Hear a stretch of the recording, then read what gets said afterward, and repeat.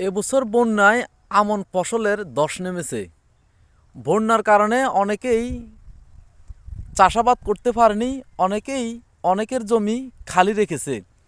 কেননা জ্বালা যখন পুরাতন হয়ে গেছে, জ্বালার নাকি বয়স হয়ে গেছে, তার জন্য এই জ্বালা দিয়ে অনেকেই জমি রোপণ করেনি। এই জ্বালাতে ধান হবে না, এই জ্বালা অল্প দিনের মধ্যেই নষ্ট হয়ে যাবে, এই জ্বালা গোছা করবে না এবং এই জ্বালা পরিপূর্ণ বয়স নিয়ে ধান পরিপূর্ণ ফসল হবে না।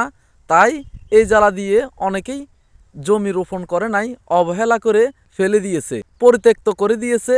কেউ এমনিতেই নিয়ে গেছে বা কেউ অবহেলিতভাবে ভাবলো যে যদিও আমার ফসল না হয়, আমার গবাদি পশুর খাবার হবে, এই ভেবে নিয়ে গিয়ে অনেকেই রোপণ করেছে।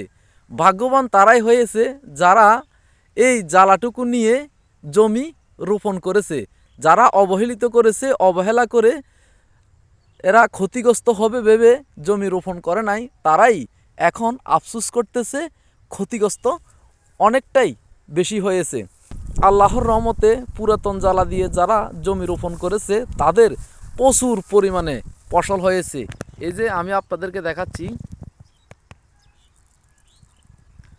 যে পরিমাণে ধান হয়েছে এই পরিমাণে অন্য অন্য কোনো সময় এত পরিমাণে ধান হয়েছে কিনা জানি না। তবে যারা রোপণ করেছে পুরাতন জ্বালা দিয়ে তাদের অনেকটাই ফসল ভালো হয়েছে।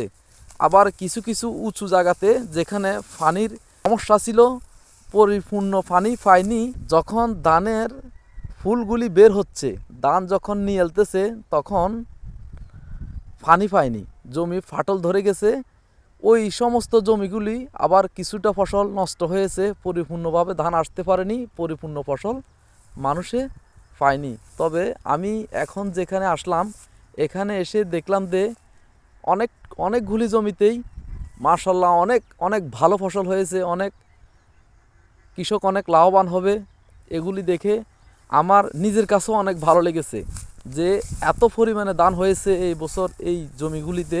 আপনারাও দেখলে খুশি হবেন যে এই ভিডিওটিতে আমি আপনাদেরকে এই ফসলগুলি দেখাতে পেরেছি। এই যে দেখেন অনেক বড় ছড়া, এই যে অনেক বড়, হ্যাঁ ভালো ফসল হয়েছে, ভালো, খারাপ না। এই যে